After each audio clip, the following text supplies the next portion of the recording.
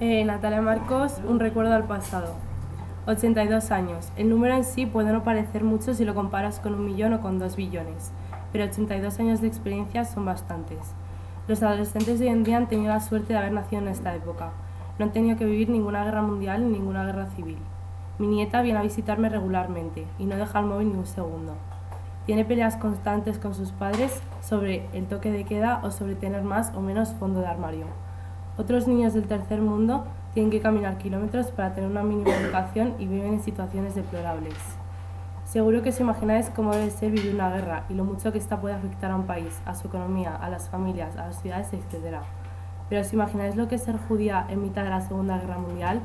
Yo lo sé y creedme, no se lo deseo a nadie.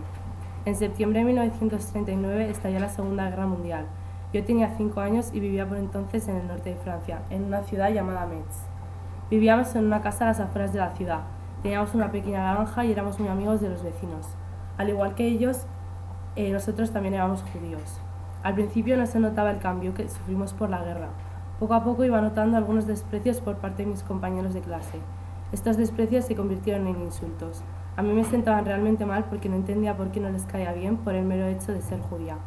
En mi casa les hacía 1000 preguntas a mis padres sobre el tema de por qué nos odiaban. Ellos lo único que me respondían era que lo entendería cuando fuera un poco más mayor.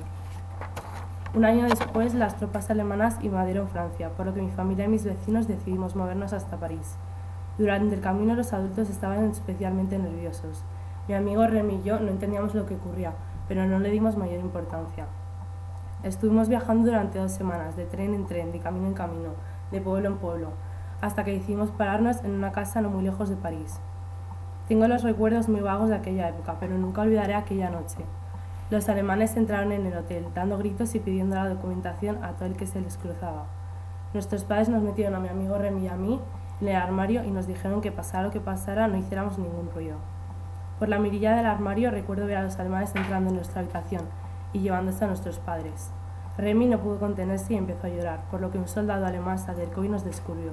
Recuerdo a mi padre poniéndose muy nervioso y empezando a resistirse a las órdenes alemanas, por lo que uno de los soldados le disparó sin pestañear. El ruido de la pistola pareció perforarme el tímpano. El corazón me iba a 1000 por hora, no entendía nada de lo que estaba ocurriendo en esa habitación. Nos metieron en una camioneta, el viaje no duró mucho, aunque a mí se me hizo eterno. Finalmente llegamos a un descampado rodeado por unas verjas. Nos separaron a las chicas y a los chicos. A mi madre y a mí nos metieron en una habitación en la que nos dieron unos pijamas y nos cortaron el pelo. Luego nos llevaron a un edificio más grande con muchas otras mujeres. Tuvimos suerte, los campos de concentración en Francia no tenían nada que ver con los de Alemania o Polonia. Fueron meses difíciles. Mi madre un día fue elegida para irse con un grupo de mujeres y nunca volvió.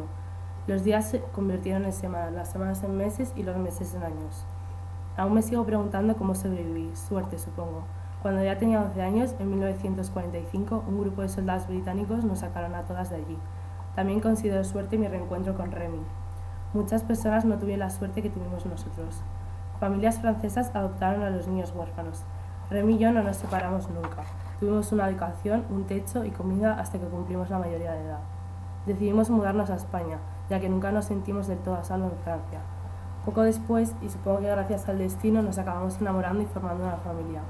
Ahora veo a mi hija y a mi nieta a salvo de todo esto y ajenas a cualquier conflicto. Sé que mi nieta no tiene las mismas preocupaciones que tenía yo a su edad, y no se lo deseo, pero cada vez que la veo le recuerdo lo afortunada que es por tener lo que tiene y por vivir sin miedo.